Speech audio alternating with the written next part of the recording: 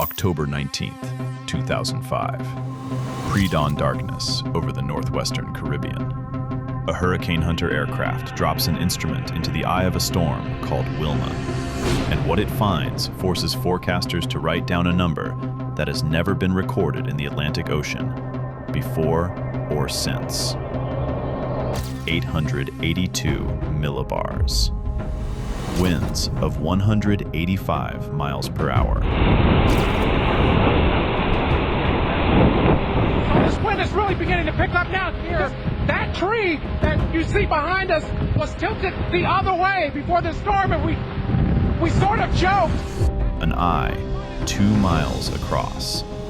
The smallest the National Hurricane Center had ever seen. The crews called it a pinhole. 24 hours earlier, Wilma was a tropical storm. 5 days later, it crosses the entire state of Florida in 4.5 hours.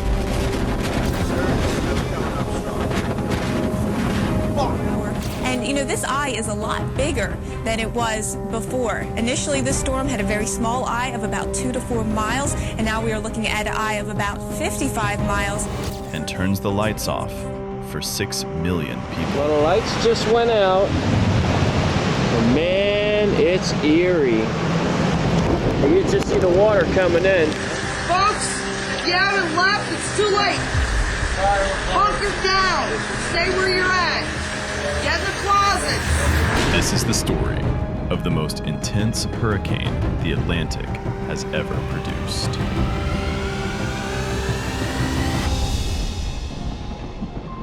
By the third week of October 2005, the Atlantic had nearly run out of names.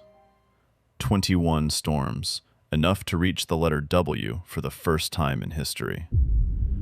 Katrina had drowned New Orleans in August. Rita had chased millions out of Texas in September. Forecasters were already calling it the most violent season ever observed, and it still had 6 weeks to run. Wilma formed quietly in the middle of all that on October 15th near Jamaica, the classic breeding ground for late October hurricanes. For 3 days, it barely moved, drifting over some of the deepest, warmest water in the entire Atlantic. Heat that the ocean had been banking all summer, stacked far below the surface. A hurricane can only grow as fast as the ocean underneath can feed it. Nobody had ever watched this ocean feed one.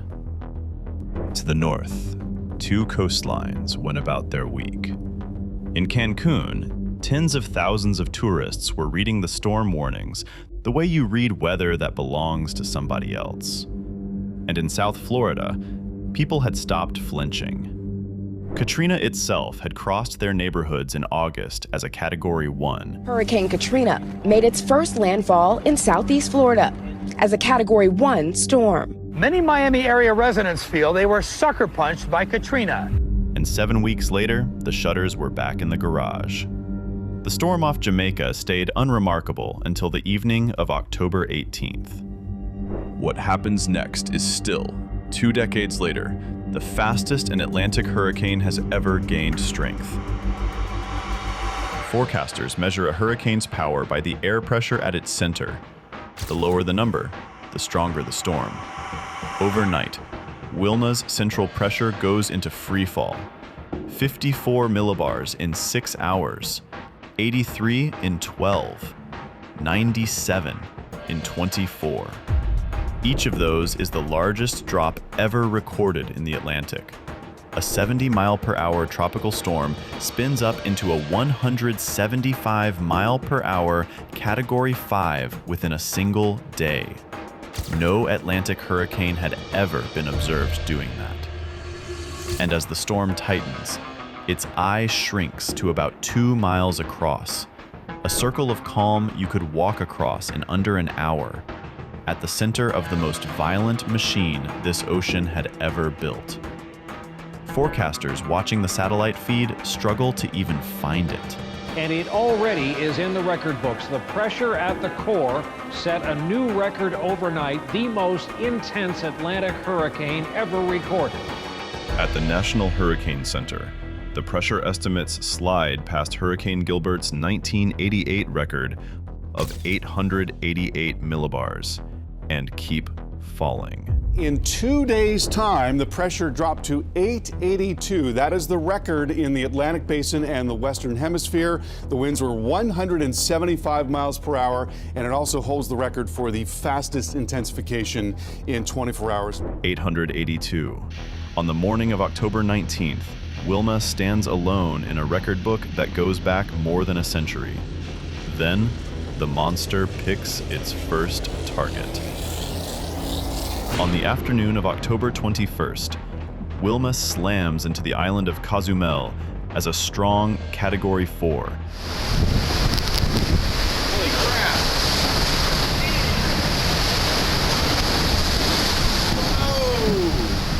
Oh! Winds near 150 miles per hour.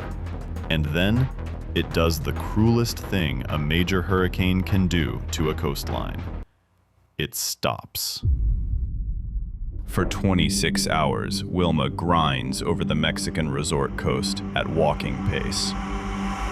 On the little island of Isla Mujeres, a rain gauge collects 62 inches of rain in 24 hours, more than 5 feet of water out of the sky in a single day. In Cancun's hotel zone, the towers lose their windows 1 floor at a time, and the sea moves into the lobbies. Through the night of the 21st and into the 22nd, the eye wall, the ring of the storm's strongest winds, is still there, still turning. By the time Wilma finally lets go of Mexico and slides out into the open Gulf, it has spent more than a full day tearing itself apart over land. In Florida, that math looked like mercy. Whatever was coming across the water would surely arrive exhausted. But between Mexico and Florida lies some of the warmest water in the Gulf, and a cold front is dropping in from the north, ready to sling the storm forward like a stone from a catapult. Wilma crosses the Gulf, gaining strength and gaining speed at the same time. By dawn on October 24th, the storm that was supposed to arrive dying is a Category 3 again. 120 miles per hour, moving at 25 miles per hour and accelerating. For a hurricane, that is a sprint. At 6:30 in the morning, October 24th, Wilma's eye comes ashore at Cape Romano on the southwest coast of Florida. The eye is now 60 miles wide. Over the next 4.5 hours, it swallows South Florida almost whole. All of Palm Beach County, most of Broward, the southeastern shore of Lake Okeechobee. Nearly everyone south of the lake spends part of that morning inside the eye wall.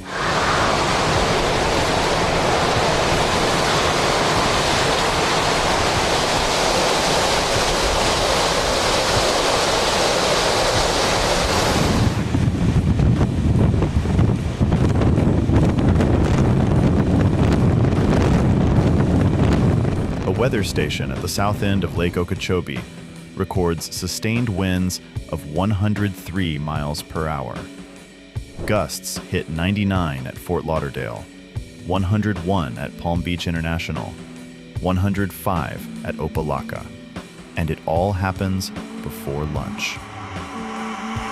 Wilma enters Florida at breakfast and exits near Jupiter at 11 a.m., coast to coast in 4.5 hours. Still a hurricane the whole way, and strong enough to start growing again the moment it reaches open water.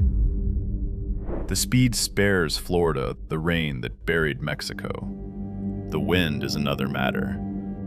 In downtown Fort Lauderdale and Miami, high-rise towers shed their windows by the hundreds and glass rains into the streets.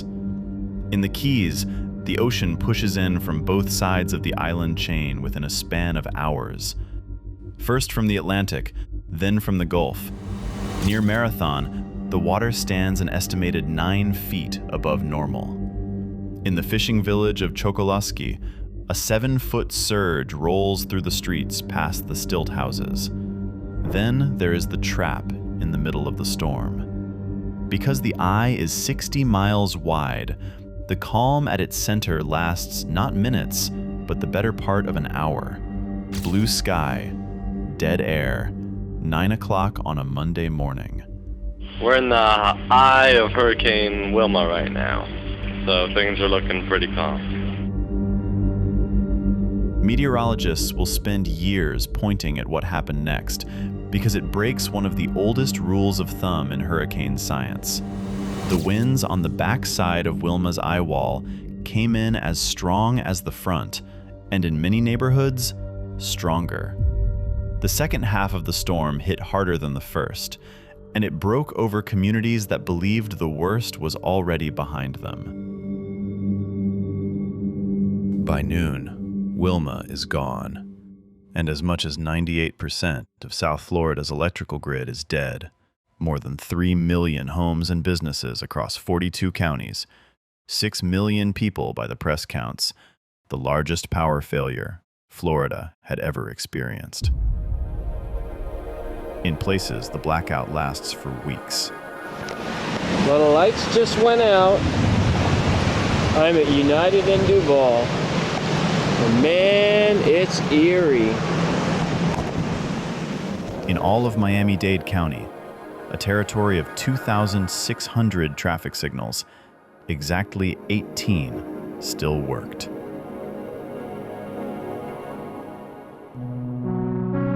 The longest night of the storm happened on the other side of the Gulf.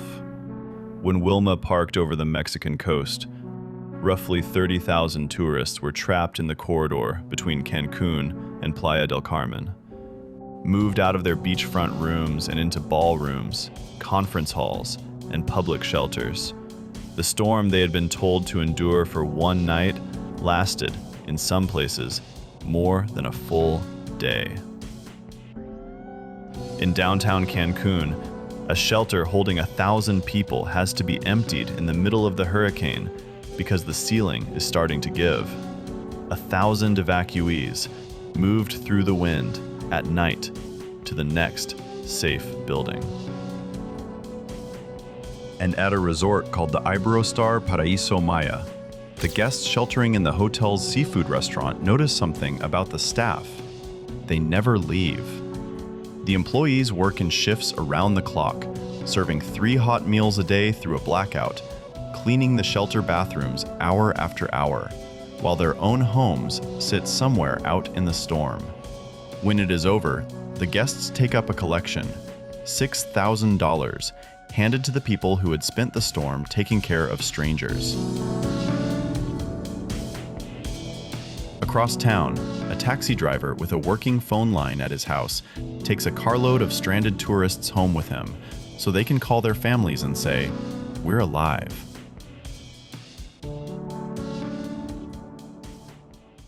The official statistics say Mexico lost 4 people directly to the strongest Atlantic hurricane ever measured.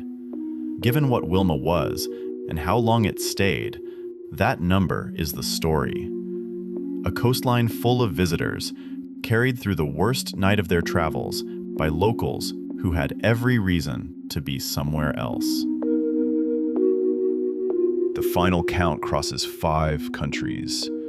23 people killed directly. 12 of them in Haiti, where Wilma's early rain bands set off floods and mudslides while the storm was still gathering itself, before most of the world had learned its name.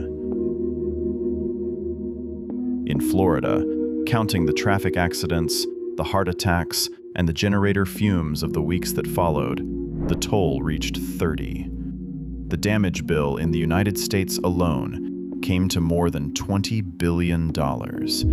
At the time, the 3rd costliest hurricane in American history, behind only Katrina and Andrew.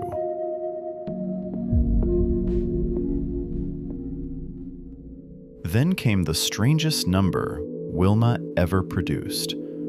The 2005 season closed as the most violent the Atlantic had ever staged, and everyone, forecasters, Insurers, emergency planners, braced for the new era it seemed to announce. Instead, the door swung shut. After Wilma left Florida on October 24, 2005, no major hurricane made landfall in the United States for almost 12 years. It remains the longest such gap ever recorded. It took Hurricane Harvey in August 2017 to end it. Florida used the quiet after the back-to-back storm seasons of 2004 and 2005, capped by Wilma's blackout. The state ordered every power company to storm-proof its grid, and Florida Power and Light began swapping wooden poles for concrete, a program customers are still paying for 2 decades later. When the next great storm finally tested the state, restoring power took days. After Wilma, it had taken weeks. The concrete power poles that now line the roads between Naples and Palm Beach are monuments to this hurricane. And the records from that one October night have outlived everything else. 882 millibars. A 97 millibar freefall in a single day. An eye 2 miles wide. 20 years of hurricanes have come and gone since. Harvey, Irma, Ian, Milton, and none of them has touched those numbers. The most intense hurricane in the recorded history of the Atlantic is still the one most people can't name. And the ocean that built it in a single night is warmer now than it was then.